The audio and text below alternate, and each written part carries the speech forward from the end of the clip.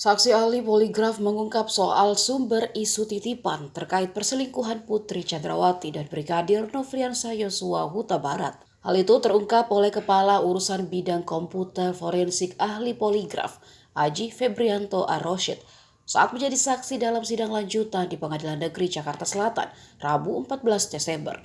Awalnya tim kuasa hukum Putri Chandrawati dan Verdi Sambo, Arman Hanis mencecar Aji terkait soal isu perselingkuhan kliennya dengan Brigadir Yosua. Pasalnya dalam berita acara pemeriksaan Putri Chandrawati tidak ditemukan pertanyaan mengenai isu perselingkuhan antara Brigadir Yosua dan Putri, dan itu juga diiyakan oleh Aji. Namun pertanyaan soal perselingkuhan itu muncul dalam pemeriksaan lie detector atau pendeteksi kebohongan. Lalu Arman mencecar tentang siapa pihak yang menitipkan pertanyaan soal dugaan perselingkuhan antara Putri dengan Brigadir Yosua. Hal itu dijawab Aji adalah Kepala Sub Bidang Direktorat atau Kasubdit 1 bernama Bapak Wira.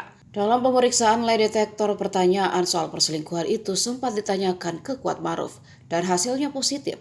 Artinya Kuat Maruf jujur menjawab.